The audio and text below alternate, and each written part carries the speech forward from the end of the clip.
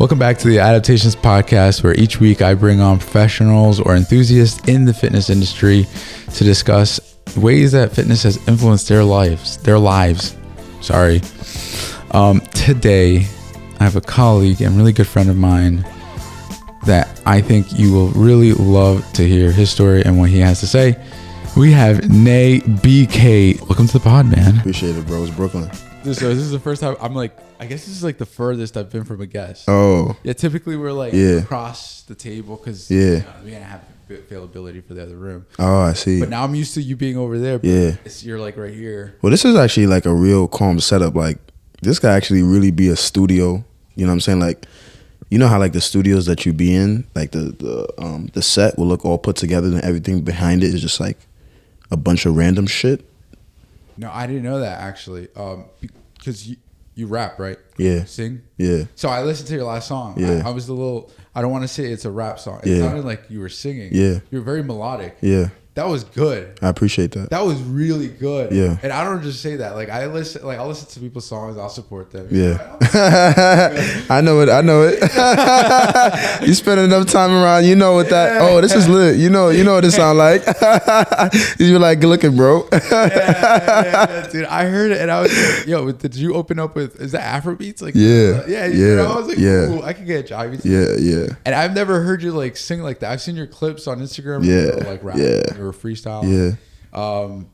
But not like that, not like harmonizing with the tune. I was like, oh man, this is well, I appreciate it being perceived that way because that's exactly how I intended it to be, you know. So I'm very intentional about the videos and the marketing, you know, that I do because nowadays it's more about that than the actual skill that you have.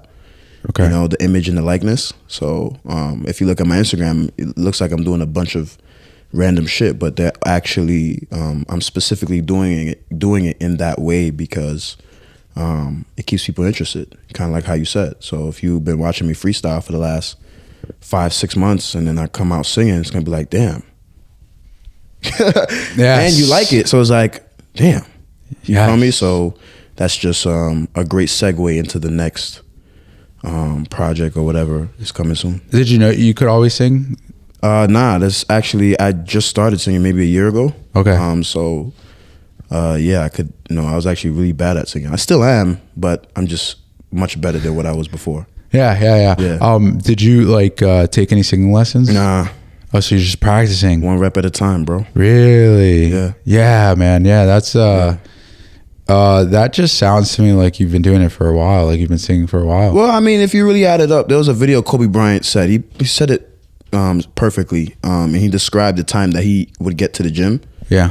And he said, basically, if you wake up at 4 and you get to the gym at 5 and you start working out from 5 to 8 and practice starts at 8, then that means you get 3 hours of practice more than your competitor, you know? So you add that up, you do that for days and months and years.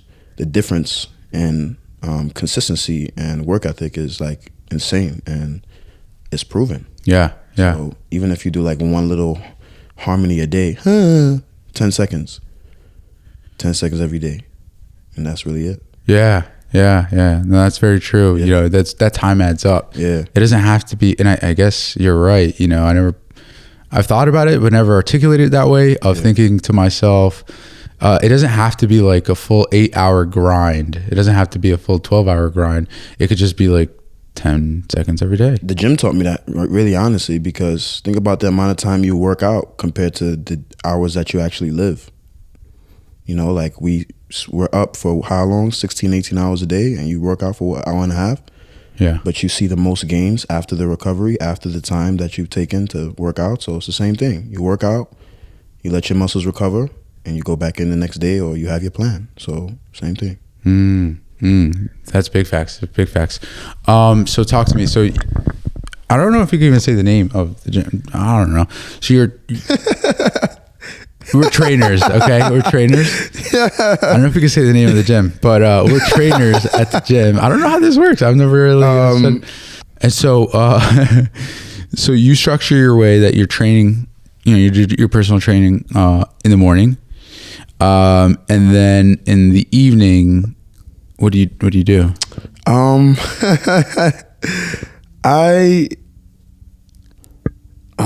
That's a good question. So I do real estate. I'm a real estate agent. I feel you know what's funny? You know what's funny? Yo, I'm done. I'm like, you know why? You want to know why? Because you remember that time somebody said, "Oh, yo, you're moving into an apartment." I was like, "Yo, this guy's not moving into a fucking apartment. He's got like a list of 50 different listings on his fucking thing. He's going through a fucking list 1, 2, 3, 4, 5, 6, 7, 8, 9. 10. That is and yo, the way he's drilling this shit right now, like he's getting ready. Yeah, bro. Are these comps? Is he doing comparable? Yeah, I'm a real estate agent. So that's what I do after training. That makes sense. Yeah, it's not necessarily. You don't have to cut it. It's not necessarily a secret. Just more like, sometimes people just don't need all your information. You feel me? You want to know something funny? That's what it's about. I'm studying to be one too. That's what it's about. But yeah, I think what I love about so there's like I don't really plan out how to unravel podcasts or episodes, but from you, like I've seen like a lot of like really, really big points. Like it's not that I like, all right. So number one thing that really sticks out is that, you're leading a class or a workshop where you teach trainers how to pick up clients, because most people that get into personal training, they get into personal training because they love fitness, which is true, right? You love fitness. I love fitness. The way you just use that analogy shows that we love fitness. Yeah. But then you join, you want to do what you love as a living, and then you start up, and then you realize, like they tell you, like, yo, you got to go get your own clients. You've never learned sales. You didn't get into this because you enjoy sales. To be honest with you, the health and fitness market or industry is very diluted. People feel like they could just do it themselves, and for the most part, that's how we started. We did it ourselves. So it's like, sure, why not? So now you got to convince somebody to invest in their health when their entire life they didn't really see the value in their own health. So you got to show them the value also. Then you got to show your ability to meet their need or to fulfill their need. So off the rip, like you were really good, not really good. I don't just want to say that off my rip, from the beginning that I met you, I noticed that you were really good at, number one, communicating. Number two, getting clients, like you got somebody off the floor, like that, like you have a process and a step down, you have that all nailed down. And what really stuck out to me was when I asked you, because I was trying to do the same thing, and I asked you, dude, so how do you get over this fear of being judged? How do you get over this fear of like, just like confident, like just, the fear of what people think of you? And you said, I still get afraid sometimes. I do. No, is that one? That's probably not what you said, right? Yeah. Something like that. It was those lines. It was like, I had that feeling too. Yeah. So talk to me. How did you overcome that feeling of fear of, of learning something new? I don't think, that's still my answer. My answer remains the same. I don't think it's about overcoming it. I just think it's learning how to work with it. So I'm about like new challenges. So if I feel like, say getting a client off the floor, if that was my biggest problem or biggest obstacle that I needed to overcome, and I have been dealing with it for too long, whatever that is, right? That's subjective. But say if I'm at a job for 6 months and I haven't got a client off the floor, I'm going to be restless about it. I'm going to be super intentional about trying to get to that next client. So, once I figure out how to solve that new client, I don't say, oh, I have no more problems or I'm never going to face fear again. It's just more, what's that next level of fear that I'm going to face? So maybe now I'm working on getting a client that is super experienced, so maybe I'm getting more detailed with the clientele that I pick up, and, that'll take me down a new path to give me new tools. But I've never stopped being afraid, it's just more so you learn how to manage it. And it's just like video games, right? Like they don't give you the tools to beat the guy until you actually beat the guy. And then they say, oh, well, this would have been easier if you use this.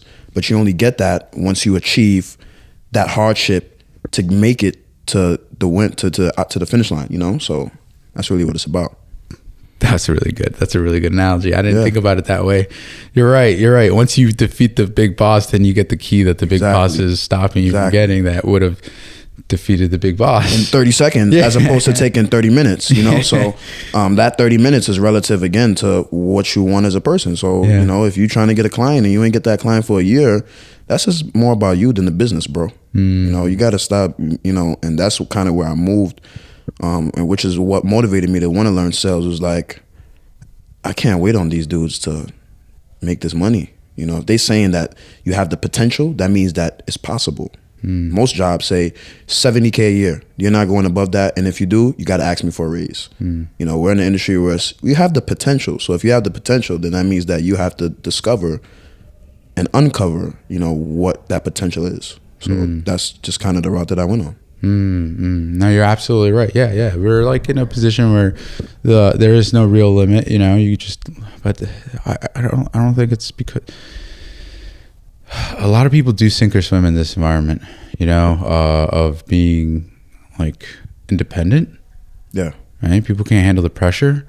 They start to blame other things, external factors. They start to blame other people, their environment, the way they grew up. Maybe they just say it just wasn't meant for me. And I think that's a really cool correlation there between that and fitness. You know, that and like lifting things up and putting them down. Well, you've seen it, right? Like you get to, once you were able to title yourself power builder, power lifter, how many people around you had that same moniker? You know, how many people dropped off? You get into that percentage, it's like there's not a lot of people in the world doing this shit. You walk into the room, probably the only power lifter. You know, that doesn't mean that there's no power lifters. It just means most rooms you walk into, there aren't going to be power lifters. So what's the big difference between you and the next power lifter now? You know, those are the real questions that even, you know, people who go to the gym all the time can't answer. And those are the questions that I devoted myself to answering, you know? That's deep. Oh, wow. That's really deep. I see what you're saying. So you're like going further into this layer of making yourself more and more unique, more and more skilled at the craft. That's the thing. Like, I don't think it's about making yourself anything. I think I've always had this. You always had this. It's just the realization of that. You know, there was a quote that said, you live two lives and the first one begins when you realize you only have one. Right. So I got to that point when I realized I only had one. And I was like, fuck. So then it was just domino effect. Like you learn about this, and you say, oh, you know, these are my strengths, these are my weaknesses. Right. And then you have a choice. You gonna build on it or you gonna let it stay where it's at? Right. And once you're able to acknowledge the choice, then you just gotta make that choice. You gotta be okay with it. So, you know, I'm not okay with settling for things that don't make me grow. You know, so if that means I have to go through the most pressure and the most uncomfortable situations, you know, I know that there's a balance. Too much of anything is not good. You know, my mom tells me all the time, put a lot of pressure on myself, but I wouldn't be me if it wasn't for that. So I think it's more, how can I figure out a way to manage this and defining what is too much for me? You know, when should I stop? When do I stop? You know, learning how to break. How did you discover that?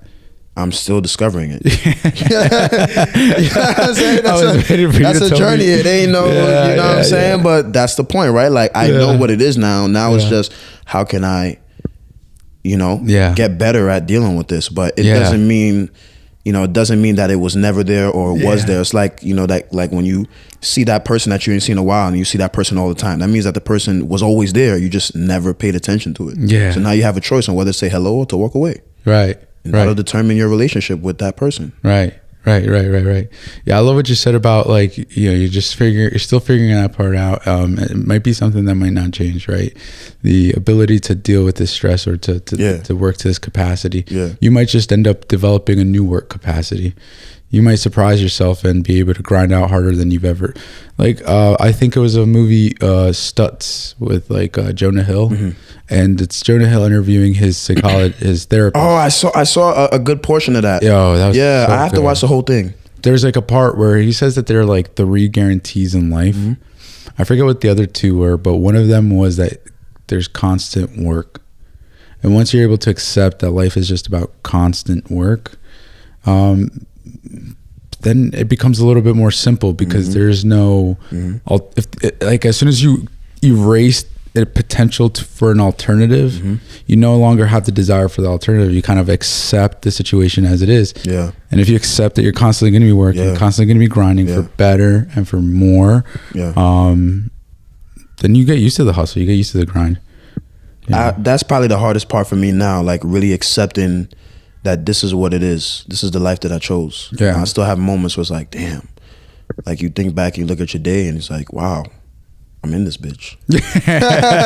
You know, like I have a lot of those moments, like, and I have it very frequently because, you know, I'm at a place in my life where a lot of what you're seeing, the person that you see now, I had to put a lot of legwork in behind the scenes. Yeah. And, you know, I've been, you know, adamant about doing that and consistent, like I said, one rep at a time. So now that, you know, I'm at a stage in my life now where it's time for things to go public. You know, for example, my music, you know, the real estate, the training, the sales, all that shit. You know, it's just more like, damn, I'm here. Yeah. And, you know, that's really hard for me to accept because I think when you listen to enough people who have done what you want to do, you can tell the difference between somebody who knew they was going to be on that path and somebody who just stumbled upon it. Like, and it's a difference in how they talk about their craft and how they approach their day. Like, Michael Jordan will be like, yeah, because, yo, I'm waking up at this time, I'm doing this, and I'm doing that. And that's the grind, and this is what I need to do. And matter of fact, if I have some more time, I'll shoot up some more 2 hours. And you'll get like the next person, like a Charles Barkley, like somebody who hasn't really won anything, but he has been good enough to be named a Michael Jordan. He's like, yeah, yo, this is the life. You make it to these levels, and yo, you gotta be in the gym from 9 to 5. But you know, best believe 6 o'clock, I'm chilling. You know what I'm saying? Like, it's just different. You know, and you can see how their careers panned out. Michael Jordan never lost. This dude never won. Yeah. So, yeah, you know, these guys are super intentional. Like, somebody doesn't say, listen, hey, wow, you won a championship. You're like, oh shit, damn. If you told me that 10 years ago, I would never believe. They're like, man, I've been waiting so long for this day. Yeah. You know? Yeah. So that's where I want to be, like the winner who is not surprised by the winning. It's just becomes more methodical. Yeah. And that's where the beauty and the artistry lies. Yeah. Yeah. I think, you know, when you said that about Michael Jordan and Charles Barkley, what I was thinking is to myself, you know, there are people that they live and walk and do excess amounts of whatever it is that they need to do, whether, like, if I'm thinking of my buddy of mine, he's a barber, you know, he was cutting hair at 11 p.m. You know, he was cutting hair after hours in his basement in his house. It's just what he did. He got really good at his craft, and now he opened up his own barbershop. Yeah. And it's just really, it's what he does, right? And then there's the people who will, and no knock on these people at all, but, you know, they go into work right on time, maybe 5 minutes in later. They leave a little earlier, you know, they just get paid, they get their paycheck. And they do it because they have to, not because they want to, because they have to. And, you know, those people they'll do fine. They'll be happy, which is good. But I think both individuals will be happy. It's just if you really want to achieve certain levels or get to certain levels in your craft, you can't just put in a regular amount of work. I don't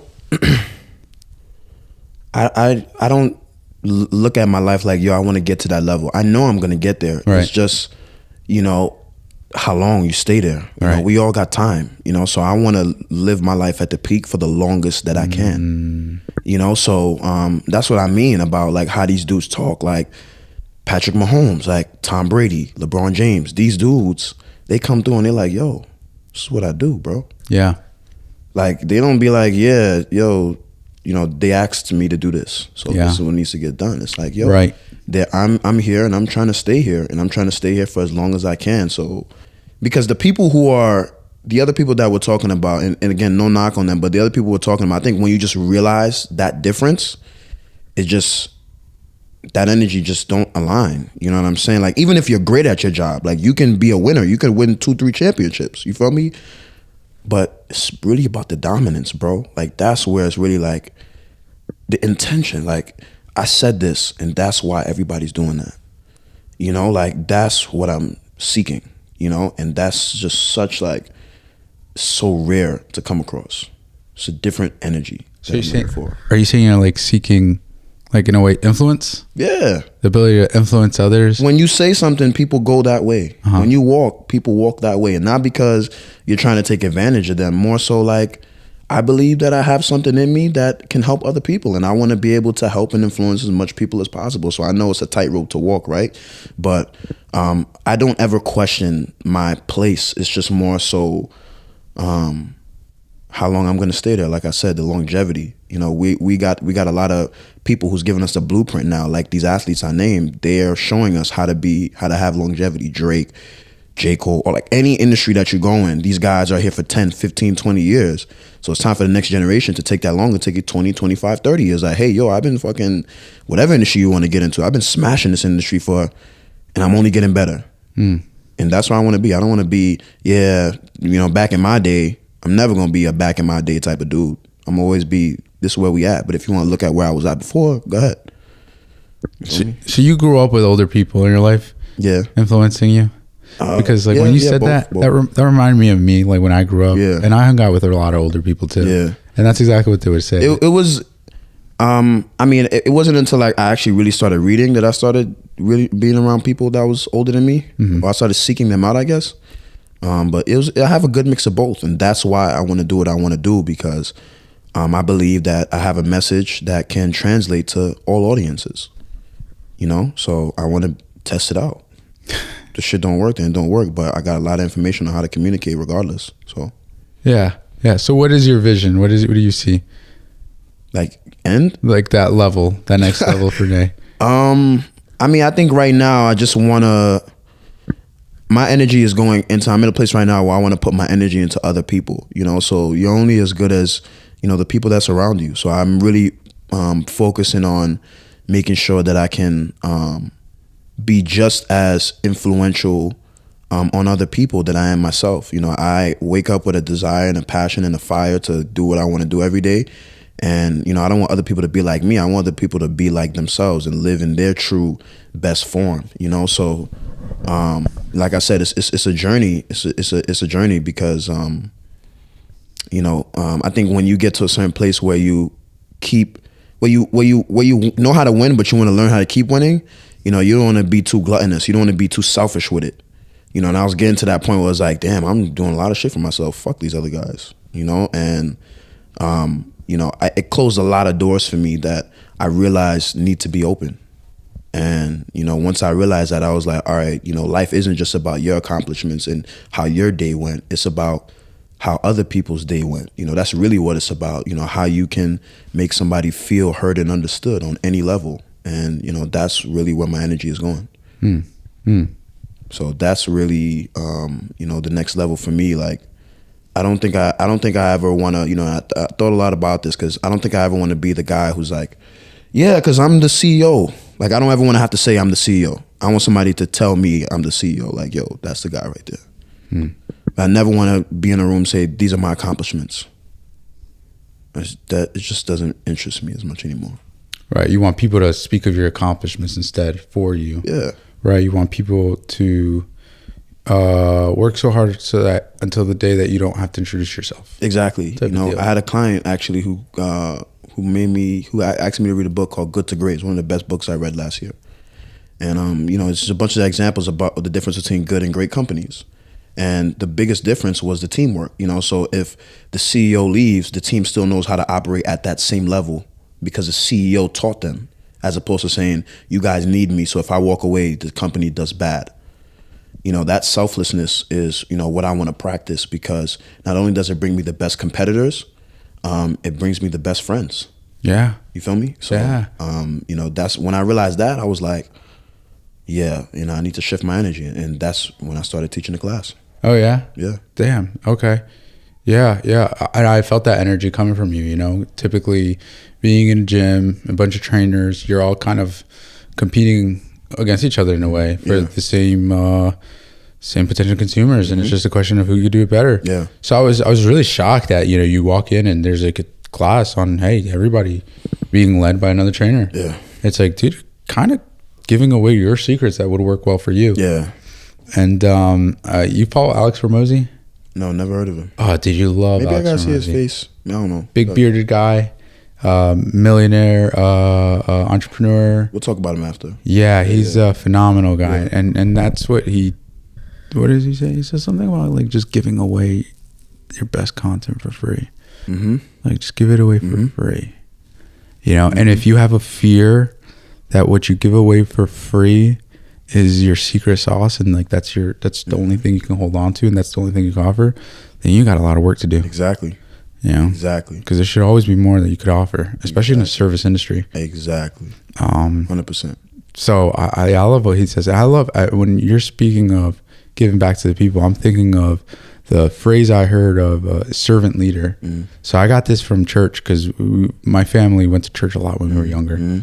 And one of the things that always resonated with me was when Jesus washed the feet of his disciples. And I thought that was so like just interesting, you know, like here he is, the Son of God, bending down to his knees. And back then they wore flip-flops, they wore sandals, and they would walk hundreds of miles a day.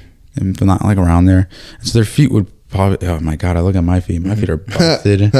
My feet are disgusting. I just got my nails done yesterday, actually. She was rubbing on my feet. Man, self-love is the best love. It really is. That shit is amazing.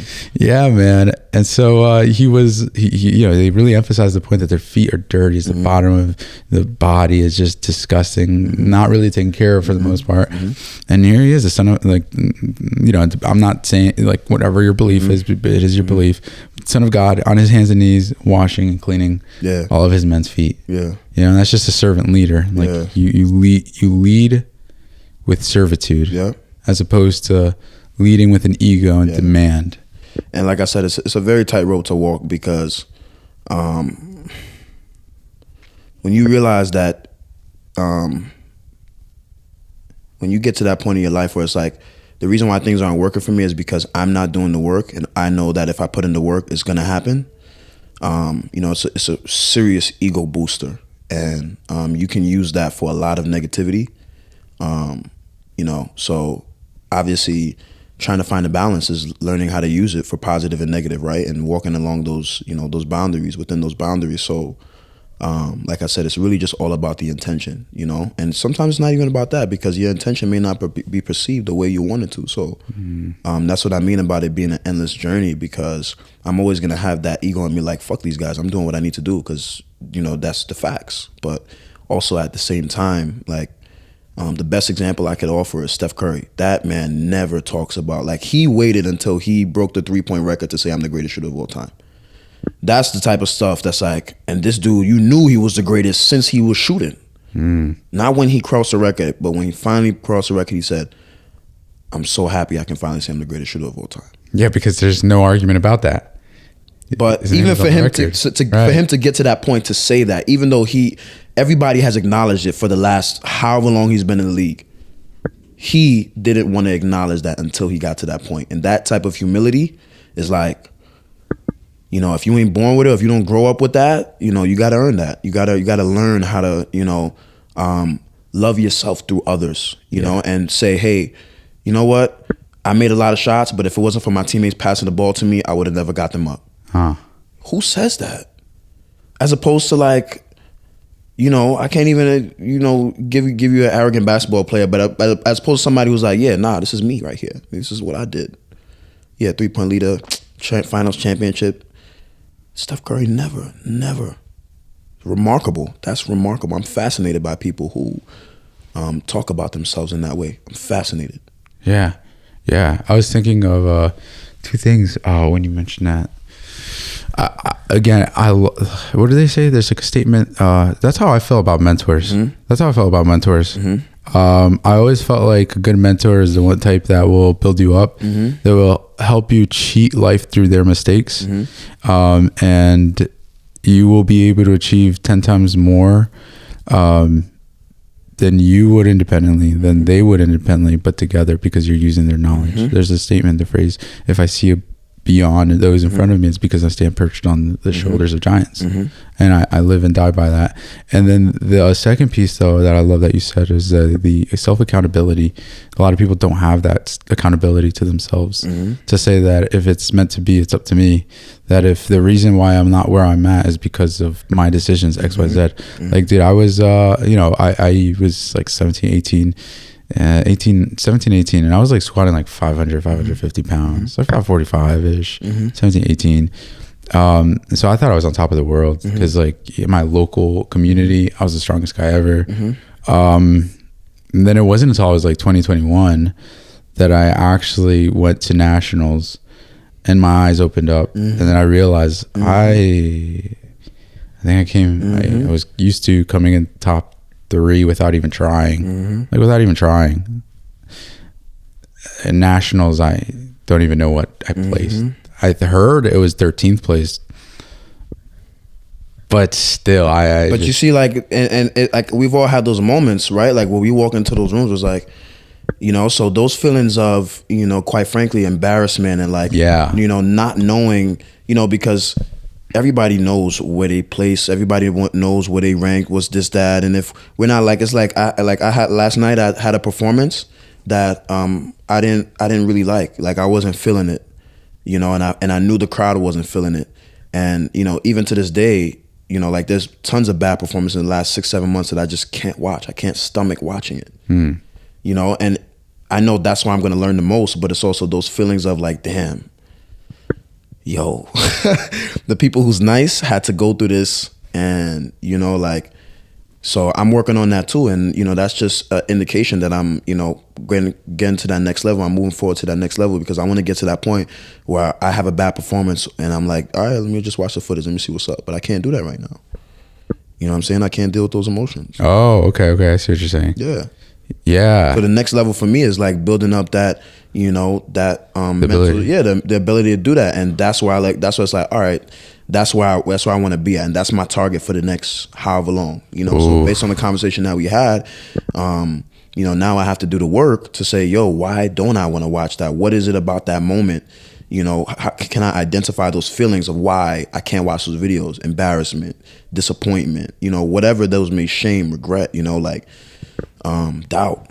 Dude, thank you for sharing that. That's deep, man. That's what it's about. Yeah, but a lot of people can't admit that.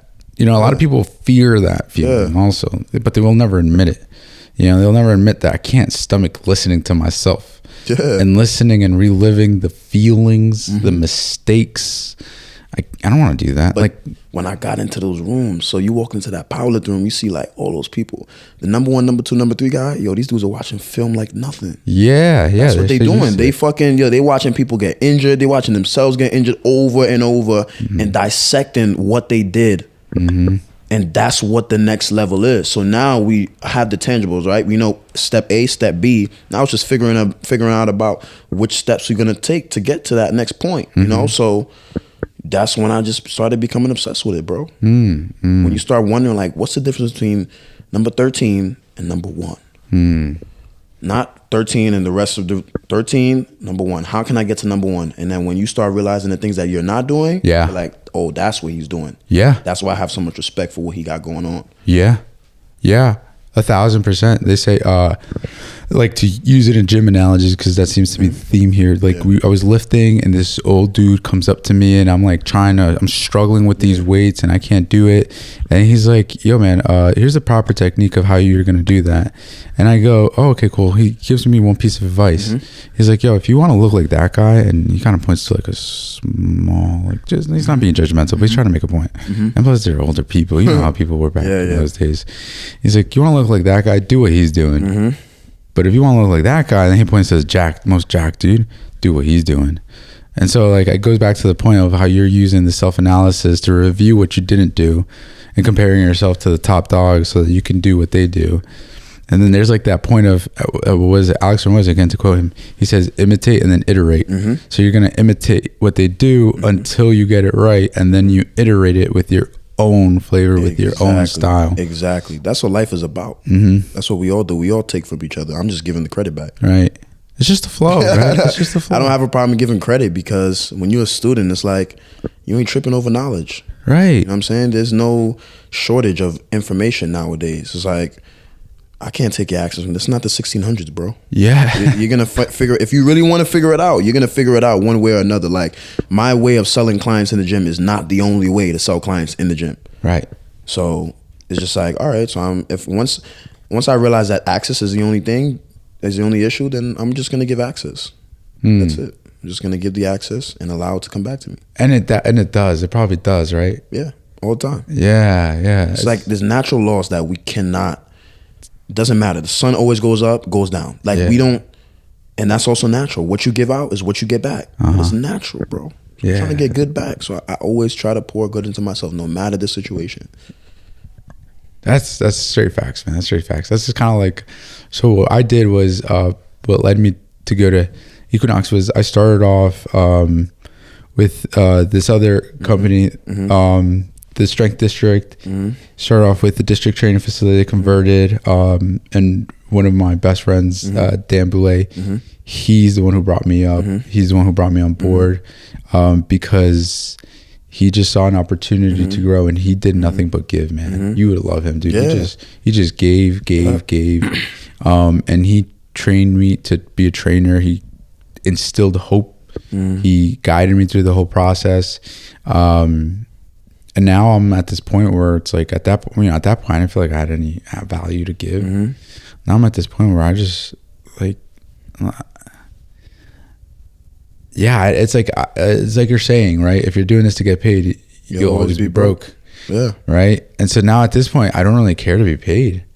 Like I don't really care. And what's funny is at that time when it was about the money, I was having money problems. Now that it's not about the money, you're like money's always gonna be there. Yeah, money's always gonna be there. It's always gonna, you know, and that natural law, when you really believe, and that's what I mean about taking account. When you really believe in something, you don't be like, damn. Like Michael Jordan never said, yo, I hope I make it to the finals. If you listen to his interviews, he's like, oh, it's been a tough challenge, but I'll see you guys in the finals.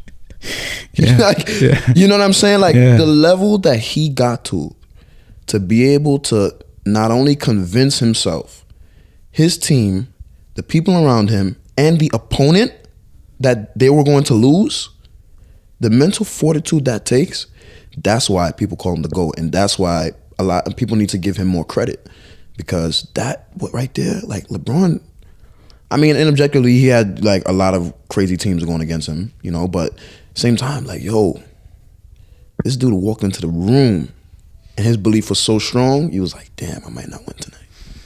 And that's all he needed. Even for the great competitors, right? The people who was like, all right, this dude been battle tested. Amongst those dudes, his shit prevailed every time. Insane mental fortitude, bro. That right there, bro, that is intentional. That is something that you have to go home and actively work on. You don't just wake up and be like, I don't care if you have the best head start. You don't wake up and be like, I'm here. He had to be like, yo, he was reading something, doing something that was like, nah, if I ever share these guys, maybe if I get to that point, I'd probably never share it. But you know what I'm saying? But yo, 6-0, you can't beat it. I just think it comes with the putting in those reps, putting in that work. I was reading this book. I wasn't reading it. I was listening to Audible. It's called Why Should White Folks Have All the Fun? It's about Reginald Lewis. And he accomplished a lot, you know. In the he was a part of the first group of young black men going to Harvard Law.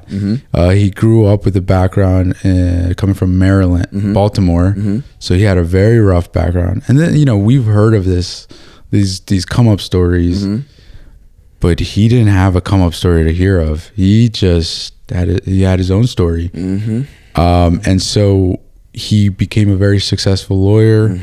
I think he was the first black entrepreneur in Wall Street. And people didn't want to do deals with him, all because of the color of his skin. And they wouldn't say it. So it was just, he could have easily said, man, maybe I did something wrong. Maybe it was my analysis. Maybe it was the way I pitched things. Maybe it was just all this stuff. But no, he did. And so the reason I bring him up is because, you know, you mentioned Michael Jordan and that it factor, that mental fortitude, but this guy like developed it when he was like a kid, like when he was younger. Like he did everything intentionally too. He worked like till there was like this one story of he was I don't remember exactly what he was doing, but he was like cleaning up after events during like a hall, right? No, he was he was cleaning up after events at a hall, and he would depend on tips. And everybody left at 11 p.m. The guy who's running the party, you know, the person who's hosting, he told everybody like, okay, you can leave at 11. He stayed till 3 a.m. And when he stayed till 3 a.m., he would pull up everybody's cars because people were pissed drunk. So he'd pull them up and people were tipping him. He was the only person getting tipped that night. And it's like, I told you to leave. Like the host is like, I told you to leave. What are you doing here? He's like, nah, man. He said it like respectfully, like, no, I'm here to work, you know? And so you develop that mindset. And I'm sure there were times in the book that they don't talk about when he didn't feel like working. And he probably didn't feel like it. He didn't want to do it. But he developed that over time, over just constantly applying himself, being available, focusing on his craft, thinking, how can I make myself so good that people can't say no to me? Despite the background, despite the color of my skin, despite anything. And that's what I think about. Like, I think of, for me, my aha moment was like when Jay-Z said, I'm not a businessman, I'm a businessman. As in, he is the business. I mean, this is what he does. He lives, breathes, eats, shits business. It's just what he does. I'm just like, damn, so how do I get to the point where it's just what I do? You know, like where I hustle so much, I work so much, that's just what I do. Yeah. And so, at that point I was like, okay, let me just become a student. Let me study, because it's also my, like, that's like my weak point, is I was never a really good student. I was never studious. So that's how I ended up at Equinox. I was like, okay, let me go to a place and just learn and just be a student. That's what it's about, bro. You know, I mean, I know it seems impossible, you know, but you just got to know that's where you belong, bro. Yeah. That's it. You know, even when it seems impossible, you just got to be like, yo, this is where I'm at with it. You know? Yeah. So, and you just got to just, for me, it was like acceptance. Yeah. That's what, like, that's what's really like the hardest part for me. It was really accepting, like, there are times where I don't want to be the person who says, let's make this move. You know, like sometimes I don't always want to be the driver. I just because I'm the driver a lot of times, that doesn't mean I want to be at 10 out of 10. Yeah. Maybe 8 out of 10, maybe 9 out of 10 sometimes. But yo, I like to be in the passenger. You know, I like to somebody else to be like, yo, you know, so in terms of acceptance, you know, that was the hardest part for me, because it was more like realizing that there are a lot of people, most people, who will prefer things to be done for them, chosen for them. Yeah. You know, like when we say maintenance, when we think of the word maintenance, we don't think about what goes into that maintenance. The light goes out, somebody has to pick up, go to the ladder, go to the top, figure out how he's going to do it on the top of the ladder, screw the thing, like, you know, those things, that takes a lot of work and effort. Yeah. And, you know, people's just not trying to do that. They ain't trying to get their hands dirty, bro. You know what I'm saying? They ain't trying to get their hands dirty. And once I realized that, I was like, fuck it. You know, when you meet that alpha type person, you know, you'll know, but that don't mean that you stop being yourself because that person hasn't come around in a while or ever, you know. That doesn't mean that person isn't coming around, you know. So yeah, you got to be a catalyst sometimes. If you, like, you know, like I said, if it was meant to be, it's up to me. I really like to compare it to NBA a lot, because it's just how it is. Like, it's just like, you know, you go a couple teams, you got your schedule, maybe every 5 games you meet a really good player, every 8-10 games, you meet a really good player, really franchise player, then every 15-20 games you meet that dude. Like, did you play basketball growing up? Yeah, a lot. Oh, okay. But like every 15-20 games you see that, like, I can't have one chink in my armor, like, you know what I'm saying? Like, I can't. Wait, so you were good?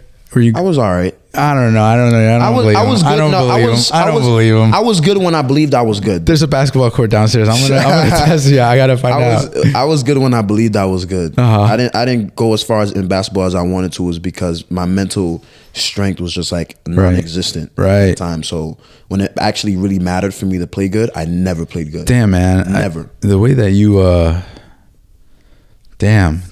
Okay. The way you just like articulated that, the way you just said that out loud, I feel like a lot of us go through that, where like we had that opportunity where we like, not an opportunity, maybe it is, maybe it was an opportunity, it was an opportunity, and we just you know, you just say I was lacking, I was lacking something, Whether it's mental fortitude, whether it's ability, whether it's just timing or just sense of urgency. That's why I'm saying I just don't like. When I started watching, what really started making me, because I've obsessed about Michael Jordan's career, and I've watched his documentary too many times. And because they show you what he went through mentally, right, to stay successful. So I was really trying to figure it out. Maybe on like my 15th watch, trying to really understand what it was that separated this guy. It was all here. Like why he never lost. Like that is a feat that is insane. Yeah. Like that triumphs everything for me because he never lost.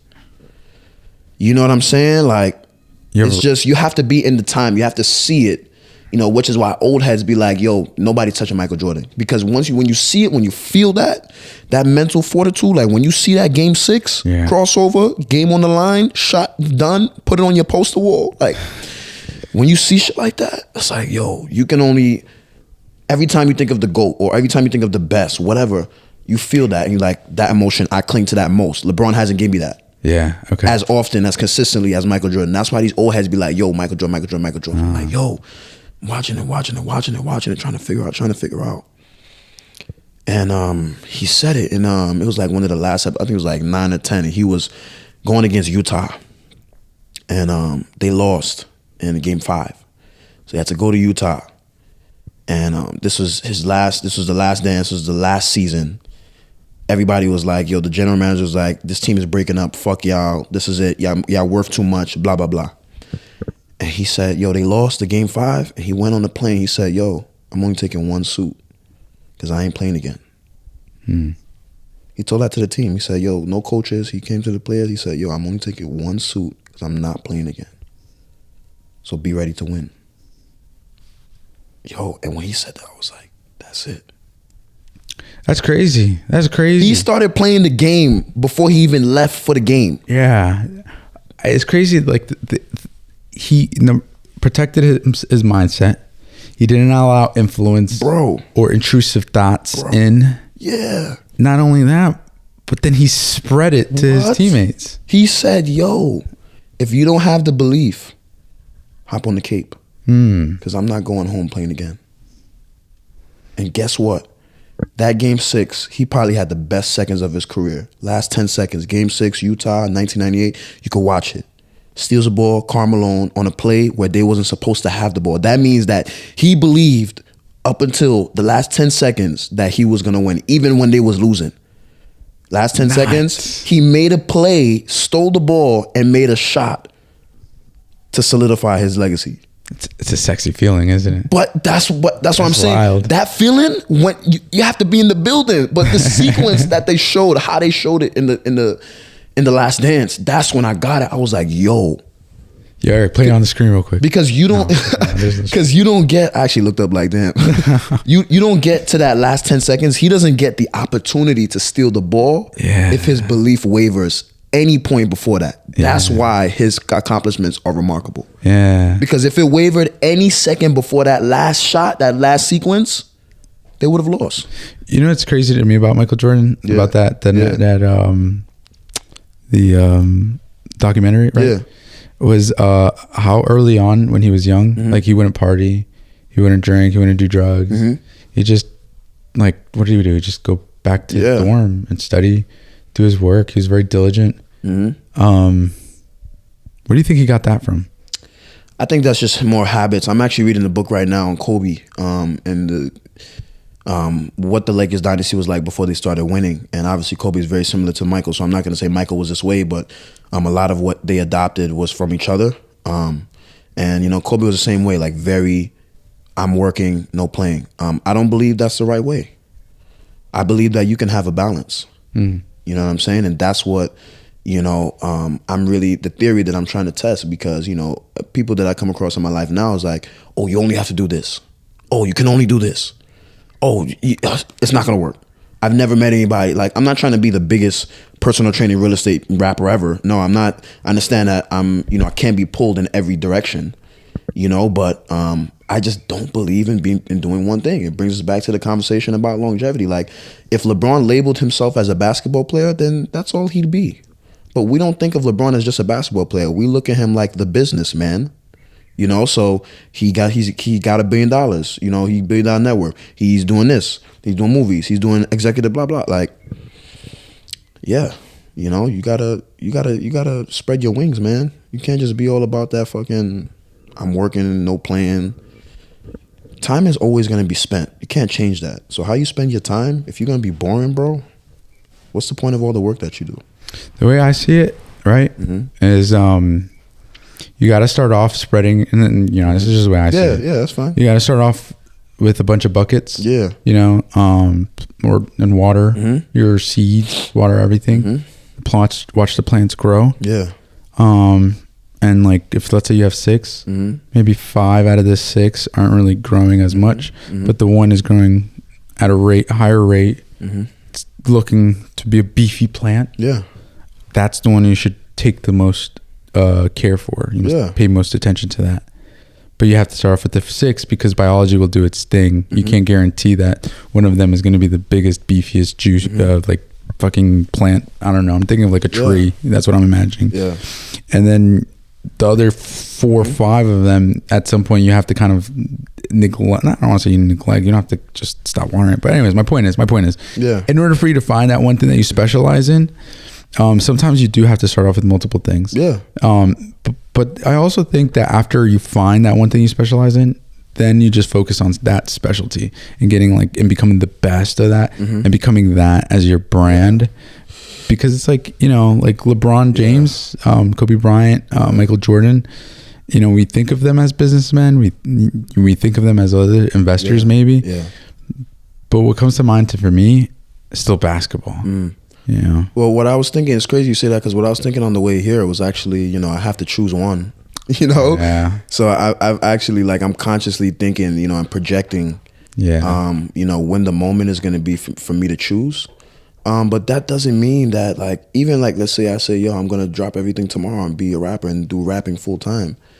That doesn't mean that I'm not going to, you know, stop working out or you know what I'm saying? Yeah. You know, I think it's just the focus. I don't Your think focus won't be on that. The focus, yes. Yeah. But I think, you know, when you have a lot of buckets, you know what I'm saying? What you're working on is organization. You know what I'm saying? So there are things that in reality that we have no choice to tend to, right? We have no choice but to tend to our self-care and, you know, the people that we love. And, you know, you go home, there's just certain responsibilities that we have. You know, so we don't think about those choices you know, some people do, but, you know, you have a brother. You want to make sure you be a good brother to your brother, you know, consistently. You know what I'm saying? That takes time. That's a different hat that you have to put on, you know? So I don't think that just because I want to wear my rapper hat 90% of the time, don't mean that the other 10%, I can't use that to, you know? Yeah. I don't believe that in order to get to that place, you have to be an asshole. So what would your place look like? What is that? If we can align it, what does success mean to you? Yes, success to me means being around people who intentionally make me feel great about myself. You know what I'm saying? Exclusively, yo, I chill around Jorge because he makes me feel great about myself when I'm working out. You know, he's my best workout partner. You know, I have no worries about that. You know, so I want to be around people who bring out the best in me, you know, in whatever it is that I'm doing. You know, so that's really what success is to me. And then also making sure that despite whatever negativity, I'm always taking active steps to make sure that I'm taken care of, you know, and not just how I look, nice clothes, but, you know, the inside, and also, you know, the things I can control, how clean my room is, and, you know, if I brush my teeth consistently, and, you know, do I take care of my hair, and do I smile and think good thoughts? You know, that's what success is to me, you know? So everything else that comes outside of that, that's why I don't look at what I'm doing oh, wow, you all over the place. Again, I know that there's balance. So I know that, you know, I can't do everything, but at the same time, these are just our extensions of my happiness and what I choose to do. So if doing real estate right now makes me happy, I'm not going to postpone that because rapping is taking up most of my time. I'm just going to figure out a way to organize it so that I can still get that same joy, but minimally. And that's all that matters. And that's what makes you, I believe, you know, it's when people look at it that way, it's that glass half empty. I look at a glass half full. If I'm saying I'm going to spend an hour to figure out how I can be the best personal trainer, then that means I have to cut off a lot of excess weight. So what happens when I cut off that excess weight? That means that I'm going to be a really good fucking personal trainer.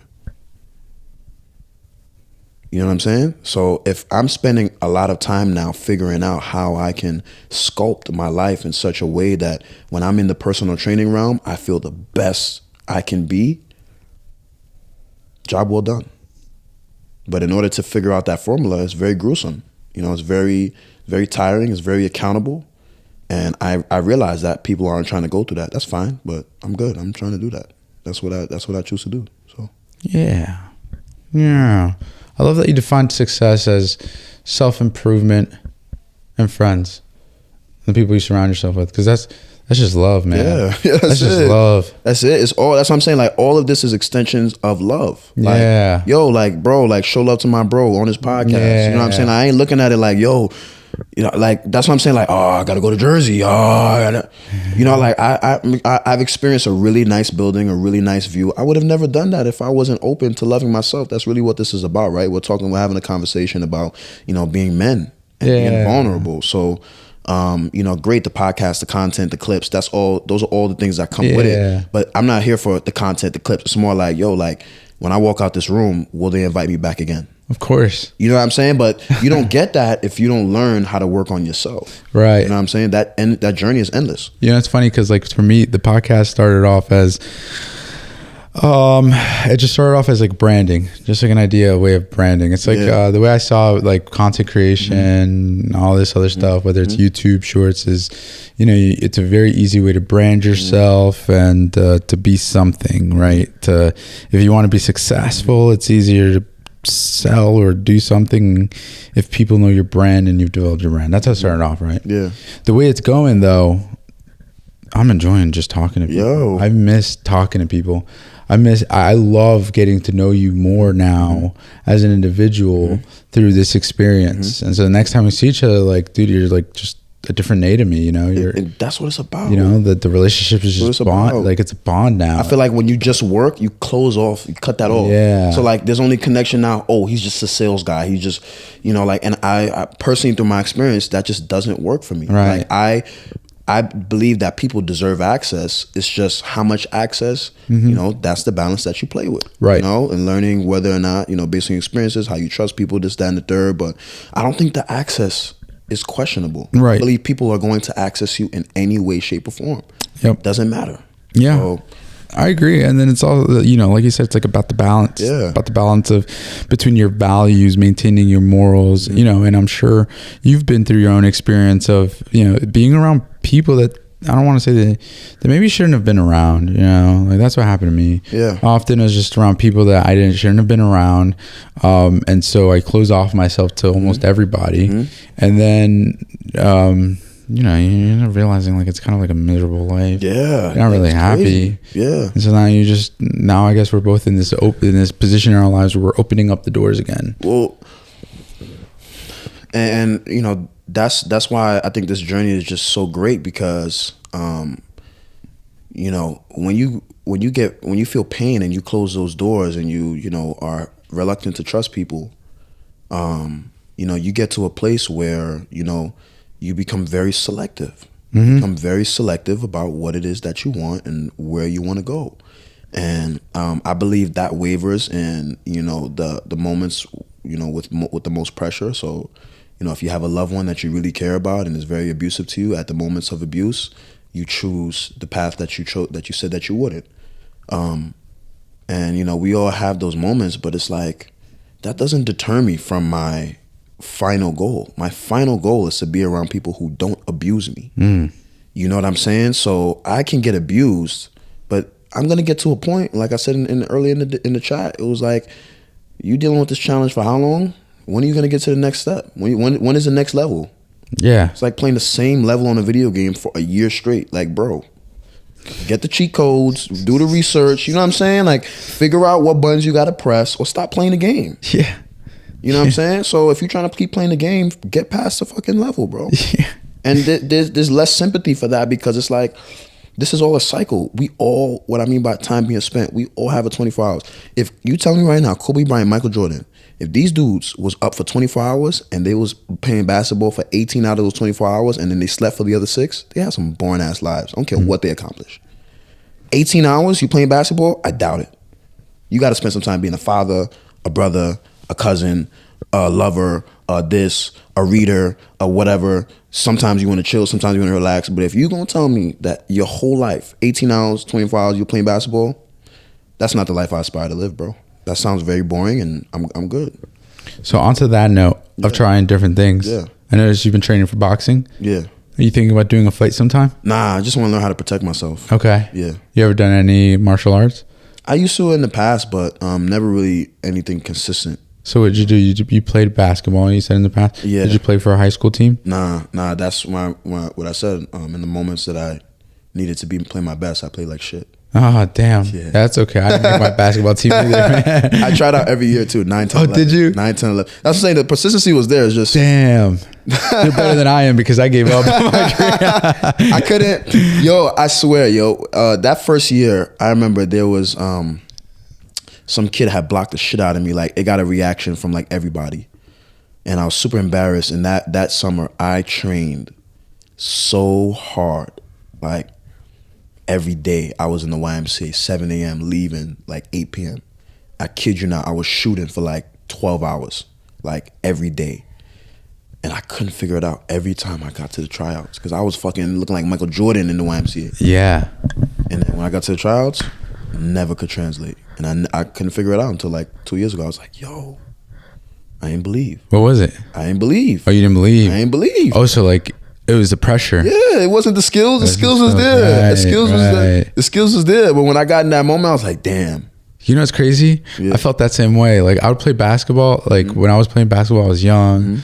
I stopped playing when I was like 15. Yeah. But that's all we did. We played basketball. Yeah. When I was playing basketball like with my friends, I was good. Yeah. But then when I started playing basketball against the kids who were on like the team, like I was like, damn, why do I suck so bad? Like why are simple things like dribbling? Like I'm not dribbling well. It's the mind. Why am I like not shooting as well?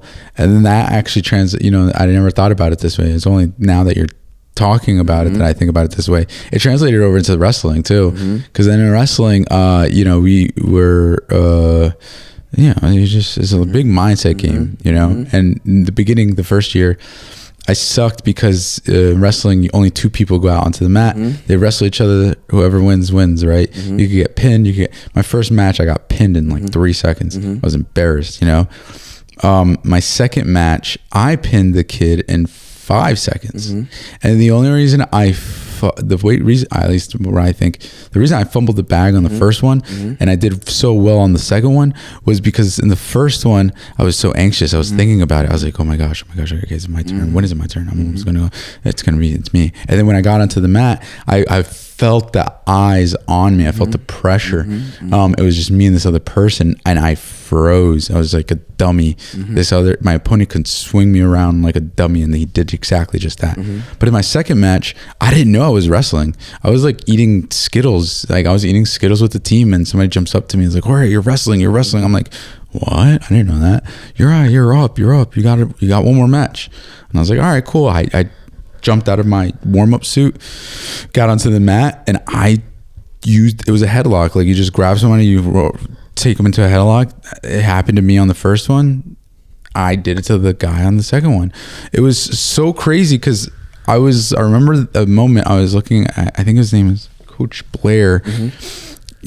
I see him running up like right after me. Like he didn't know I was wrestling either. And then he's like shocked. He's like, "Oh shit, you're pinning the guy." So I got this guy underneath me, and I'm looking at the ref, and I'm like, "Yo, can we get tapped?" Like I'm pinning him, and I'm like, I look at the coach, and he's looking at me. He's like, "Oh, just do this." And then I go, "Okay, I'm just gonna do this."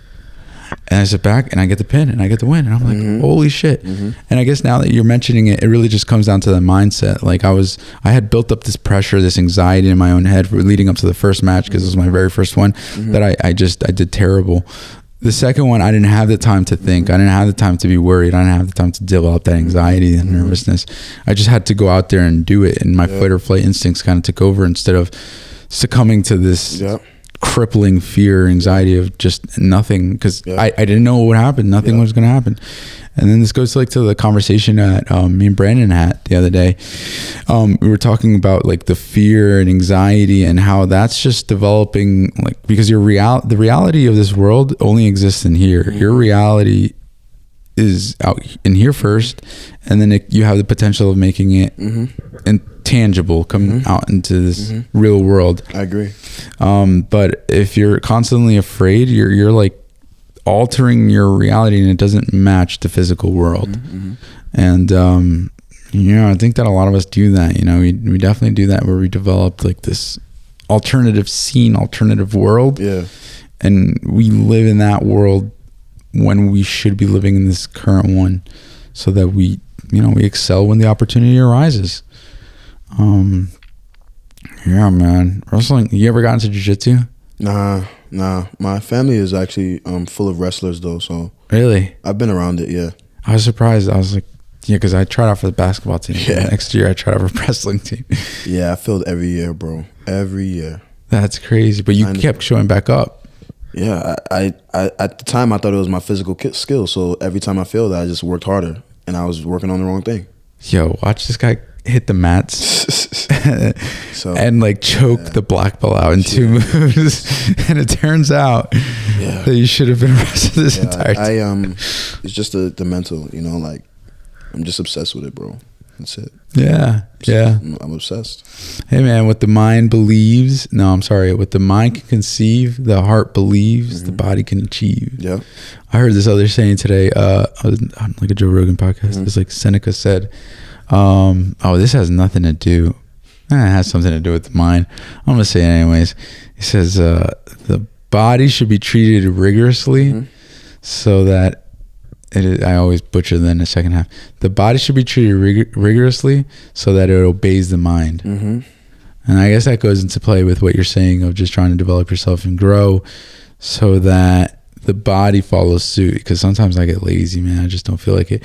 Today, JR, he helped me.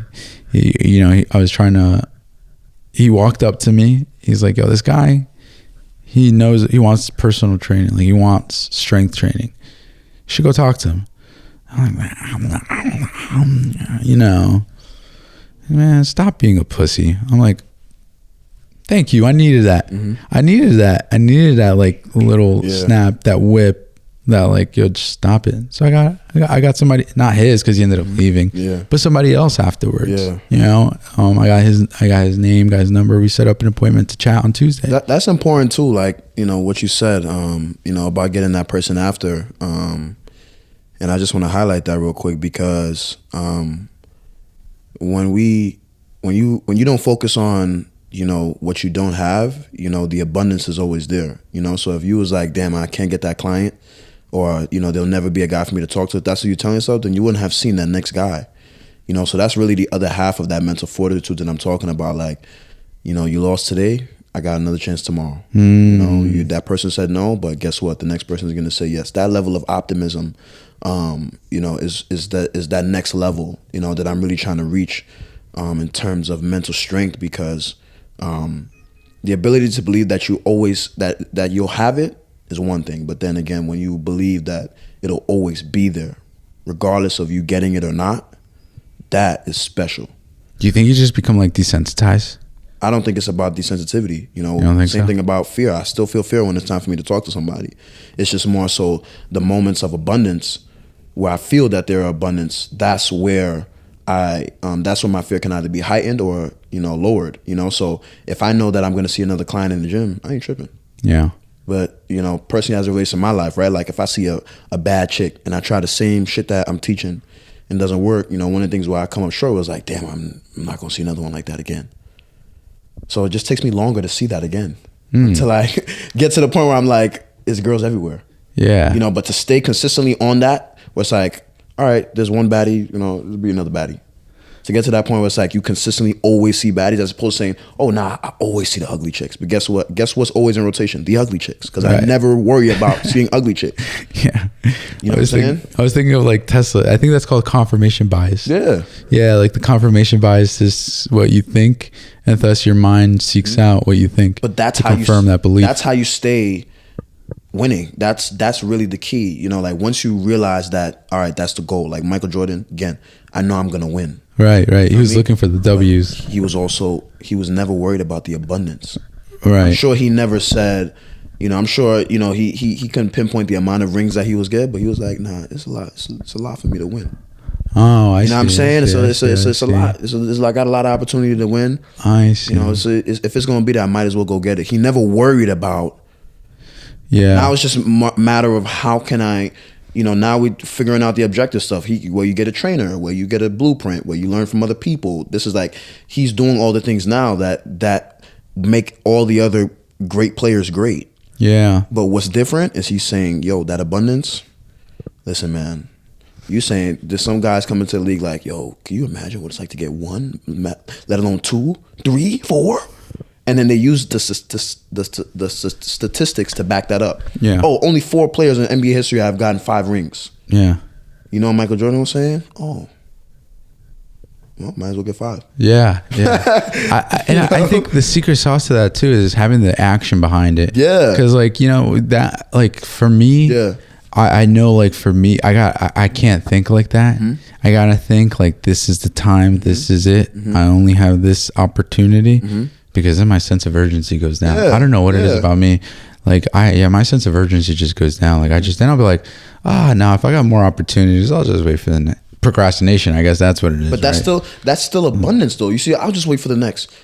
You think, yeah? That's still saying it's gonna come back. You're basically saying it's gonna come back, but when that is consistent with your belief. Yeah. And that's something that you need to dive more into, where it's like, now, all right, boom, how much time is too much time for me to wait for this thing to come back around? So if that's 2 months for you, guess what? You're going to be waiting 2 months for the next opportunity. You know what I'm saying? But if I say, listen, tomorrow's a new day, that don't mean I'm going to see a baddie tomorrow. That just means that it's very possible that I will. Yeah. You know what I'm saying? But you automatically cut your mind off. It's crazy. Like, you automatically block out that whole shit, that whole path. You can't even see that path once you start believing those thoughts. And that type of strength, mental strength, is what this country is built off of.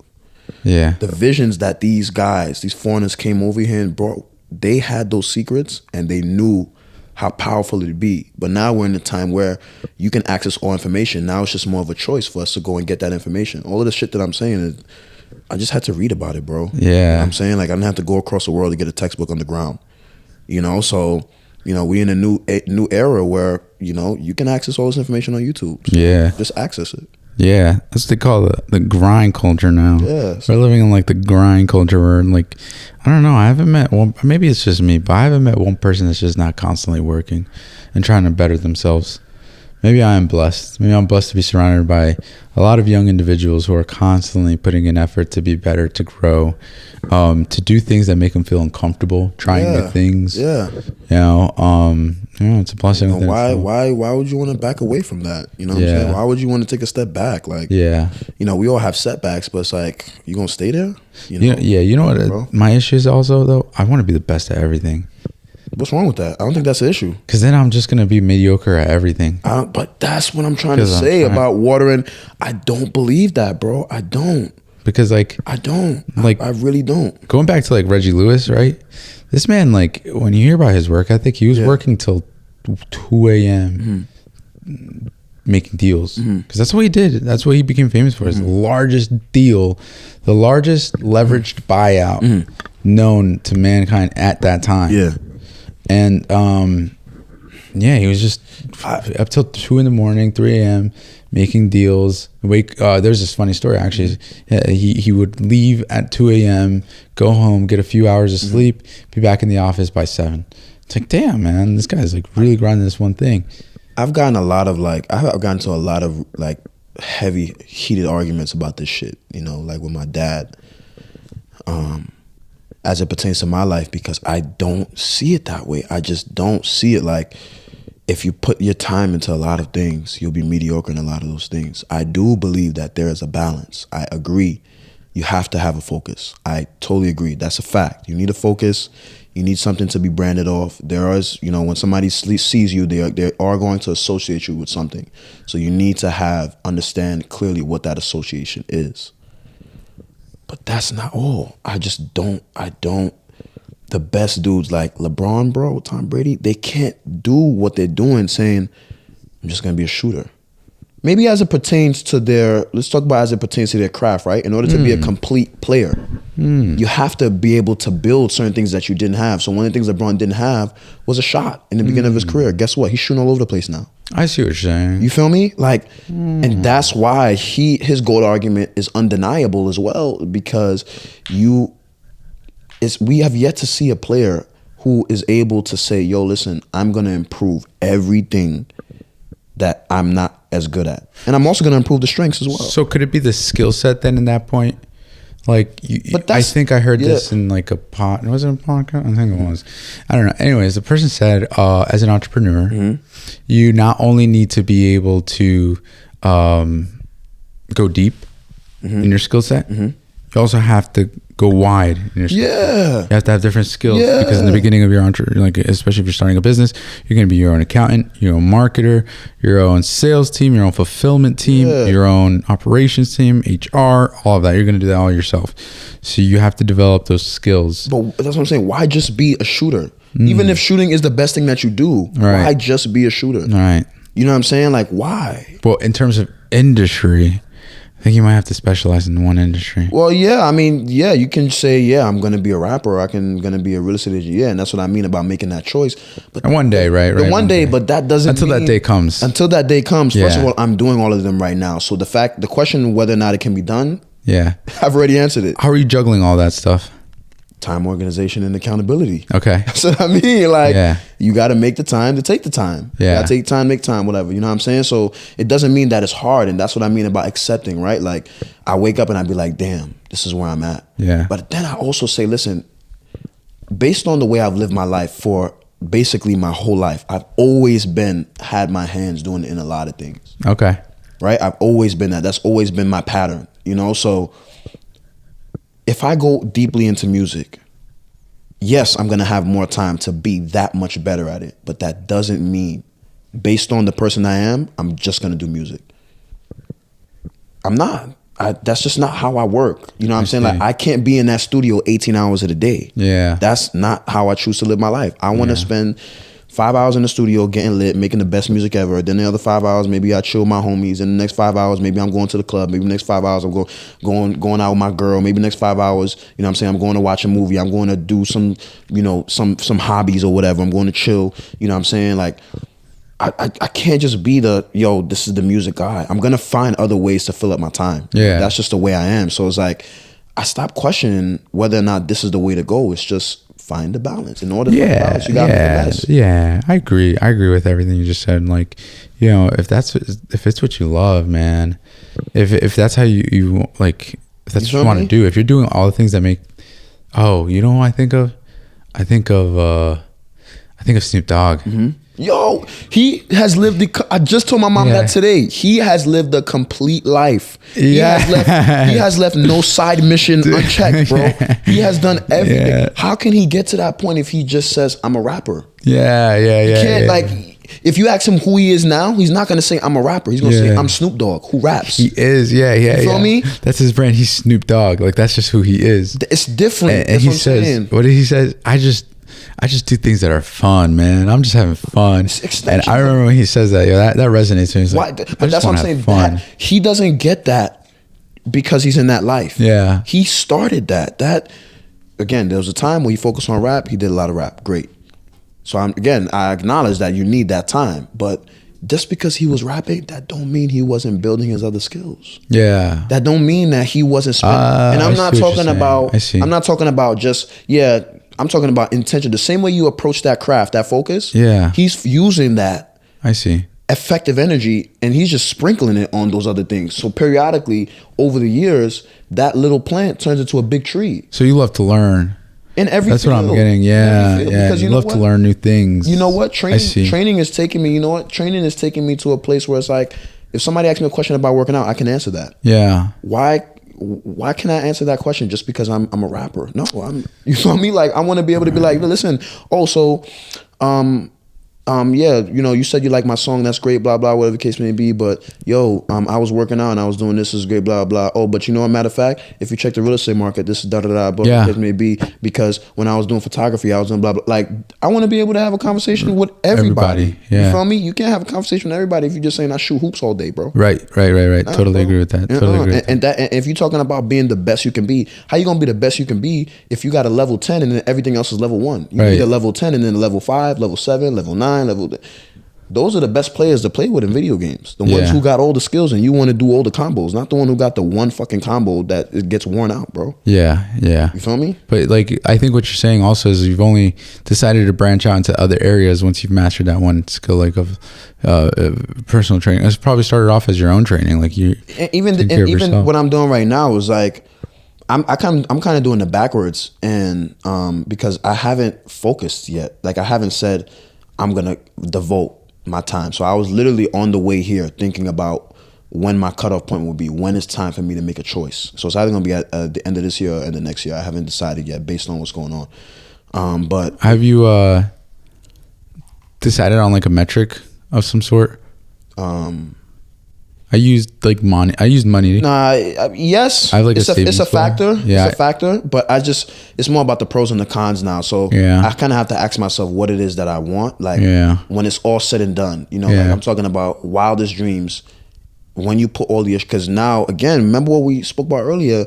It's not a question of whether or not I'm going to get there. Right. So now, it's like, a matter of what vehicle do I want to drive. So now I'm thinking about, like when I look back, am I going to have the best memories driving in this car or that car? Right. I was literally on the way here thinking about the pros and cons of what each car would represent.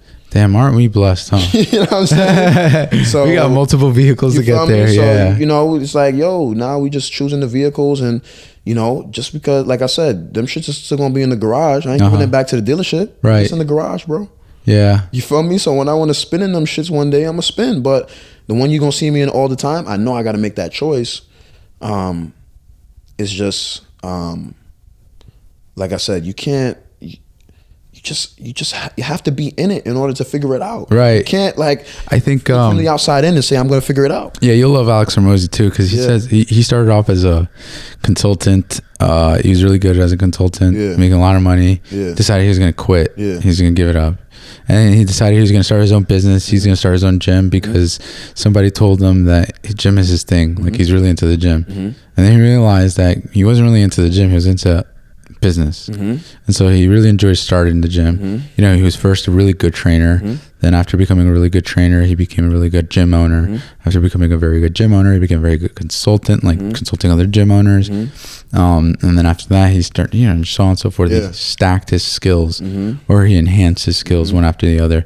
But one of the things that I've heard from one of his other podcast features was trial by, or discovery by error. I forgot what the exact phrase was, but it's basically like just finding out what you want to do by trying everything out and discovering what you don't want to do. Exactly. And I guess exactly. So when you say like, listen, I'm just doing, you cut it off, bro. But I also love like the fact that, dude, we're kind of in the same position. We're in a good position where we're still dreamers.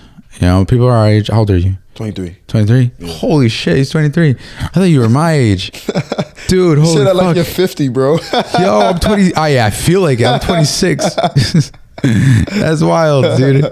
Yeah, man. People at 23, even at 23, fuck, that's crazy. I thought you were 26. That's funny. I'm old, man. I ain't that old though. But at 26, people at my age, at your age of 23 also, they start to get into their position of what they want to do for the rest of their lives. They stop dreaming. I remember I was in like a Brazilian Jiu-Jitsu class, and this 15-year-old said, I'm young, I'm still a dreamer. I'm like, the fuck does that mean? I'm older than you. It doesn't mean I stop dreaming. Doesn't mean I stop trying to reinvent myself to whatever makes me happy, to what I enjoy. And it's just, but people do give up. People do get stuck in that position, and they don't want to continue. They just continue going with what's easy, what's comfortable. They live life by accident. That's what I phrase. They live life by accident, not on purpose. They don't decide how they want to live. They don't go against the gradient and overcome some friction. They just go with the flow, and they're not really happy. When people make formulas, when they make vaccines and cures, they have to be extremely specific with the dosage that they use. In order to get that specific dosage, they have to spill and mess up a lot of shit.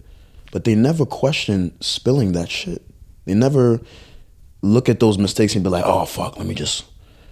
Why do we do the same for our lives, bro? You know what I'm saying? Just because it's spilled over, bro, that don't mean that we ain't getting closer to finding out the formula, bro. You know, that's really just the way I see it. Like, I can't unsee it that way. Yeah. You know, like, I'm trying to find that formula. I'm the mad scientist in the lab. I got all my chemicals and shit, but how long it took? Who's the guy who figured out the light bulb? Was it Frederick Douglass? No. What are you? Thomas Jefferson. Edison. Thomas Edison. Thomas Edison. Wow, I was way off. Yeah, you were so off. Frederick Douglass. What was he known for? Fuck. He was known for... Oh, wait, I know. I have an image of his... No, he wasn't a president, right? No, he was...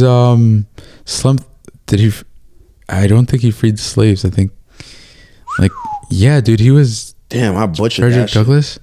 Yo, somebody look this up, man, please, because this is bad. But yo, no, I studied Frederick Douglass as a college too. I think he was like in the newspaper. He wrote to the newspaper anonymously. Oh, I think that's what it was. I don't think he no.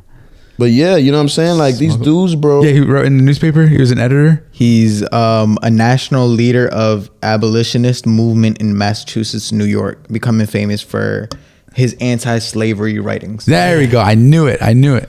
Yeah. Wow. Yeah. Shit. Yeah, he was goated, man. I'm just so fascinated by these people who rise up against like social norms and shit that's just... But yeah, you know, like Thomas, you feel me? The amount of times he went through the light bulb, bro. Yes. I don't know if you heard that story, but yo, this all his inventions look how he that failed. Look how he literally illuminated the world, bro. Yeah. Lit it up. Literally illuminated the world. Lit it up, bro. So, you know, you don't get that without that perseverance and that, you know, that constant, dude, just give up. And you know what he's saying?